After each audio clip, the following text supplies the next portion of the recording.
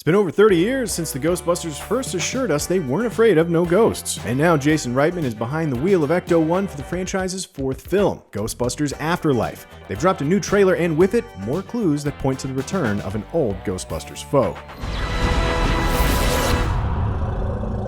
You guys hear that? The trailer opens on scenic shots of Summerville, Oklahoma. The franchise has ditched the hustle of Manhattan for the bucolic bustle of a Midwestern farm town. We immediately know McKenna Grace's Phoebe is a smart kid because of her Egon-ish hair and glasses, and the fact that her mom, Carrie Coon's Callie, is having trouble connecting with her. Callie tells Paul Rudd's seismologist Mr. Gooberson this on what we hope is a date, because if there are some Scott Lang Proxima Midnight smooches in this movie, then our fanfiction won't feel like a waste of time. Either way, it seems Callie has moved their kids from the city out to this spooky old farmhouse her father left to them. Jason Reitman told IGN he wanted the film to unfold like a mystery, and this is where it starts. What are you doing here in Somerville anyway? Happily, cinema's most fashionable receptionist, Janine Melnitz, is here to drop hints. She says that Cali's father wasn't the best housekeeper and tees up a wonderful shot of the Ecto-1 under a tarp in the barn.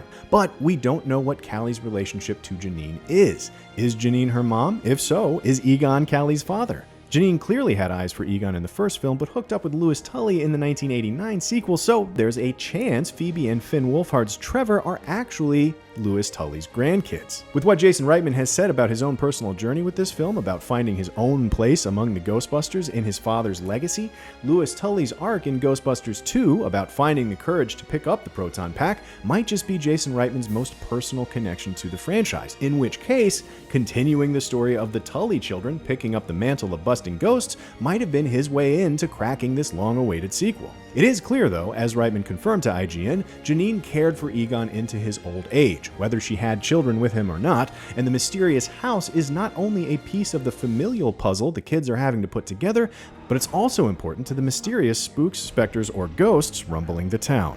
A town with no fault lines is shaking on a daily basis.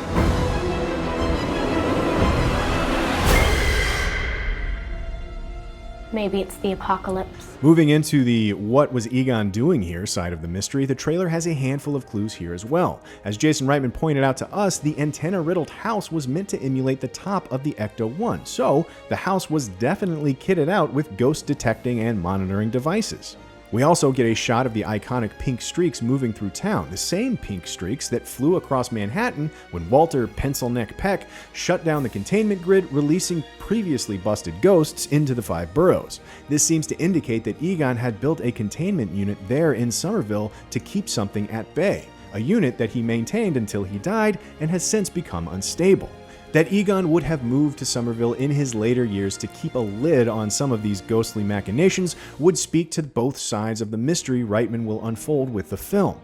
Both why the Spangler family has become fractured and didn't know about Egon or his ghost-busting days, and why ghosts are descending on Somerville. So perhaps the psychokinetic energy Egon's containment unit was keeping at bay grew to the size of an enormous Twinkie, causing the earthquakes that Paul Rudd is there to investigate before rumbling its way to freedom.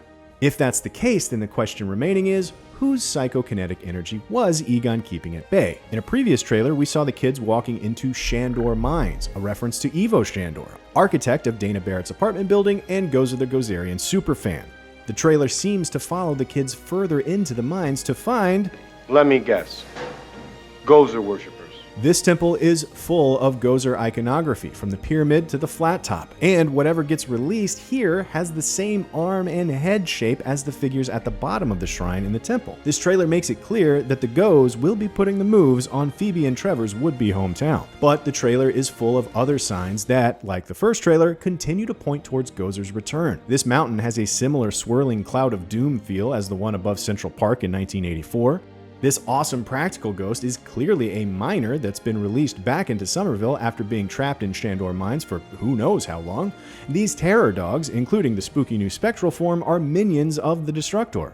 Again, as Jason Reitman told us, he wants the film to unfold like a mystery. So, finding the source of the earthquakes and discovering the true significance of family and legacy will be at the heart of this movie, and it all revolves around Egon. What other clues will the kids find along the way that lead them to these discoveries? Personally, I think there's one in this picture. I mean, look at Egon's hand there. Doesn't it look a little bit Photoshopped to you? What's he holding? I say it's a clue. Thanks, guys.